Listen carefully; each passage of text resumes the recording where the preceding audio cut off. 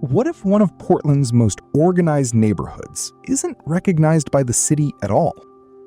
Every morning, residents gather to clean shared pathways, repair tiny shelters, prepare communal meals, and settle disputes, not because they are part of an official neighborhood association, but because they have nowhere else to live. This is not a story about people choosing to live outside the system. This is a story about what happens when the system cannot offer a door to walk through. Welcome to Homeless in America. Portland has long been admired as one of America's greenest and most community-minded cities. It is a place known for bike lanes, neighborhood gardens, environmental innovation, and people who believe communities can solve difficult problems together. Yet, beyond the city's celebrated image, another kind of community has quietly taken shape, one built not by urban planners, but by people experiencing homelessness. Across Portland, resident-led villages and peer-managed encampments have emerged as a response to an overwhelming shortage of affordable housing and shelter. Inside these communities, neighbors establish shared responsibilities, maintain hygiene stations, cook together, resolve conflicts, and look after one another through difficult nights. To some, they represent resilience and dignity. To others, they raise difficult questions about safety, public health, and the responsibilities of city government. Today's episode explores a question with no easy answer.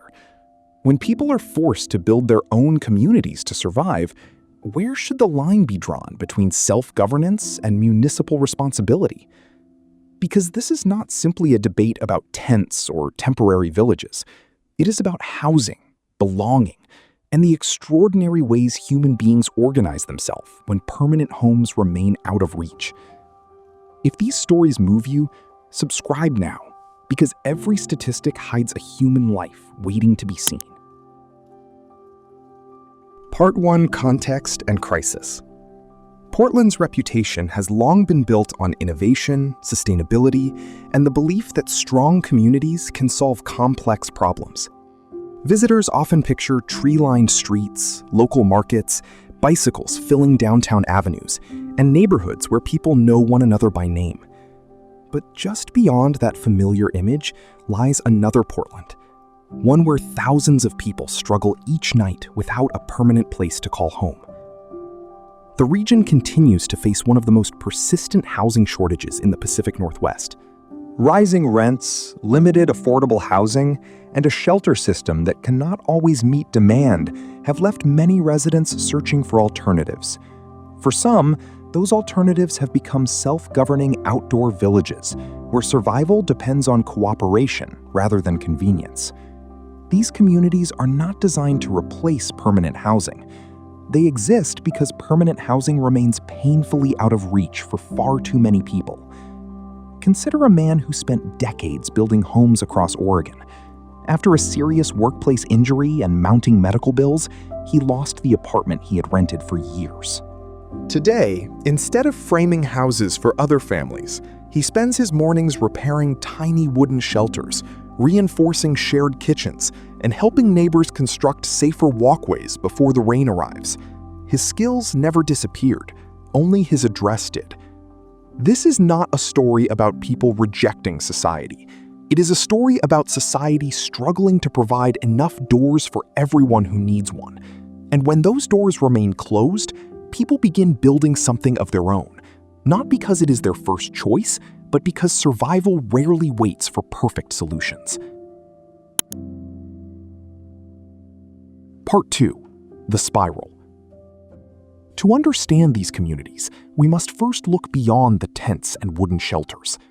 It is easy to assume that people living in resident-led villages have chosen a different way of life.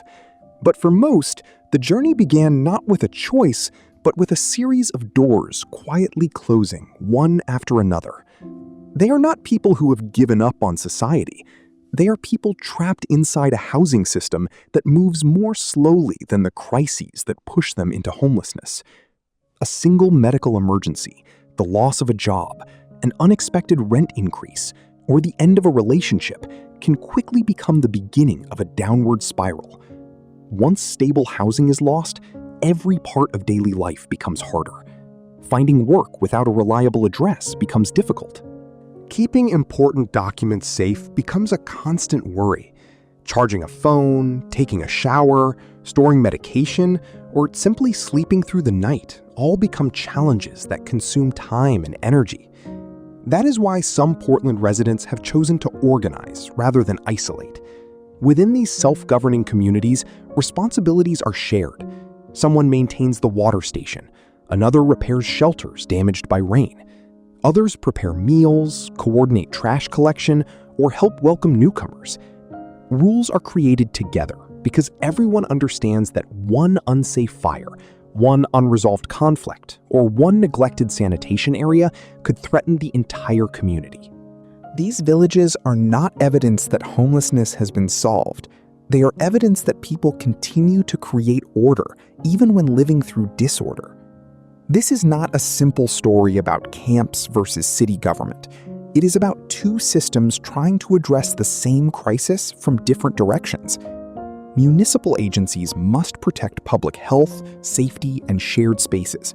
Residents, meanwhile, are trying to preserve dignity while waiting for a permanent home that may still be months or even years away.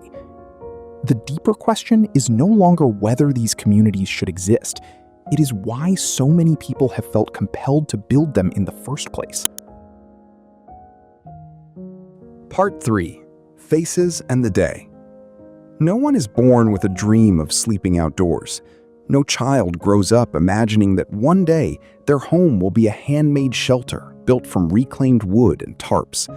Yet for many people in Portland's resident-led villages, that reality arrived gradually, carried by circumstances they never expected. One woman remembers spending weekends organizing neighborhood cleanups and tending a community garden. She believed that every block became stronger when neighbors cared for one another. But after escaping domestic violence and facing rents she could no longer afford, she found herself without a permanent place to live. Today, she still serves her community, but in a very different way. Each morning, she helps organize shared breakfasts, coordinates trash collection, checks on elderly neighbors, and welcomes outreach workers who arrive with medical care and housing information. Her address has changed. Her sense of purpose has not. As daylight fades, the rhythm of the village changes. Meals are shared before darkness settles in. Phone batteries are charged whenever electricity is available. Fire safety is checked one more time. Someone quietly walks the pathways to make sure every neighbor is safe before the night grows cold. Sleep comes lightly because rain, illness, or unexpected conflict can arrive without warning. Many residents own only what they can carry inside a single backpack. It holds identification, medications, photographs, a change of clothes, and perhaps one small reminder of the life they once lived. That backpack is more than luggage. It is a portable home, a filing cabinet, and a collection of memories carried from one uncertain tomorrow to the next. Behind every shelter is a person who still hopes for the ordinary things many of us rarely think about: a front door, a key, and the quiet comfort of knowing where tomorrow will begin. Part 4. Locked Doors and Light. The greatest obstacle facing many people in Portland is not a lack of determination. It is the maze of barriers that stand between life on the street and a stable home. Without a permanent address, applying for work becomes more difficult. Without steady employment, saving for rent feels almost impossible. Important documents can be lost or stolen.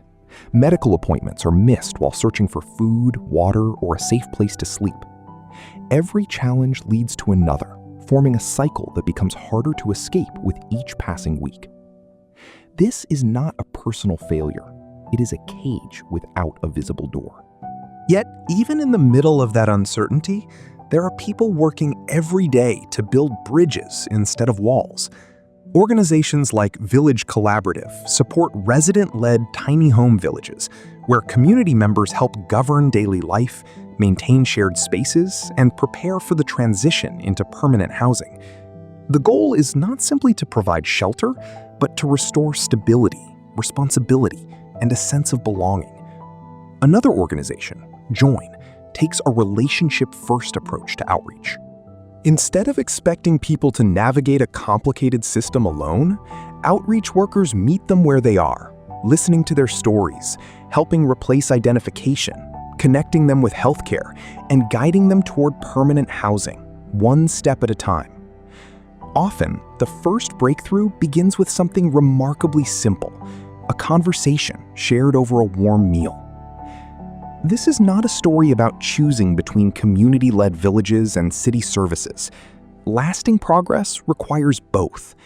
When compassion meets practical support, temporary survival can become the first chapter of recovery, and a place of uncertainty can slowly become the pathway toward home. Part 5. Hope plus outro. Hope rarely arrives all at once. More often, it begins with a single conversation, a warm meal, a replacement identification card, a visit from an outreach worker, or the simple realization that someone still believes your life has value. Across Portland, organizations, volunteers, healthcare teams, and residents themselves continue working together to help people move beyond survival and toward stability.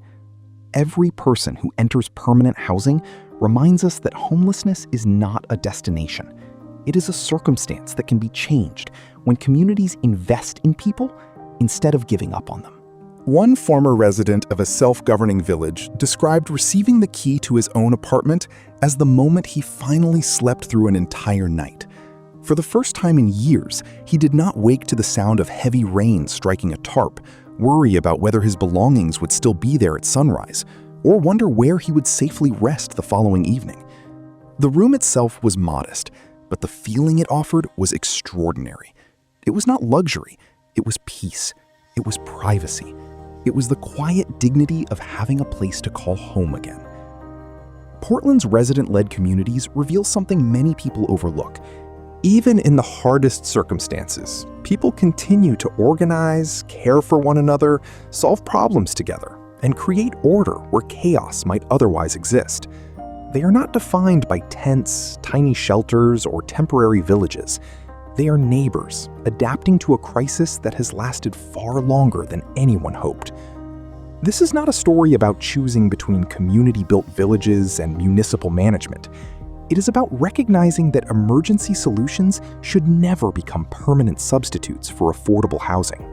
Resident-led communities may provide safety, belonging, and stability today, but every person deserves the opportunity to step beyond survival and into a home that offers lasting security. A city is not measured only by the height of its skyline or the strength of its economy. It is measured by how it treats those who have the least, by whether compassion becomes policy, and whether dignity remains available even during hardship. So, before we leave, we invite you to reflect on one final question. If strangers can build communities from almost nothing, what more could all of us build together if everyone had the chance to belong? If this story has given you a new perspective, please subscribe to Homeless in America, share this documentary with someone who believes these conversations matter, and leave your thoughts in the comments below. Every view helps bring greater understanding. Every shared story reminds us that behind every statistic is a human life worthy of hope. In this moment, we offer a quiet prayer for every person experiencing homelessness in Portland. May you find safety in the days ahead. May gentle hands reach out to you with kindness. May the weight you carry begin to lighten. May every door that has remained closed begin to open, one by one. Bless the volunteers, outreach workers, healthcare teams, and neighbors who continue choosing compassion over judgment. Give strength to those still waiting, courage to those searching for a new beginning, and wisdom to every community seeking lasting solutions. And may a warm, stable home soon welcome you back, where hope is restored, dignity is renewed, and tomorrow feels possible once again. Amen. Thank you for staying with us until the very end. Until next time, remember this: they are not defined by where they sleep tonight. They are defined by the same dignity, resilience, and hope that belongs to every human being,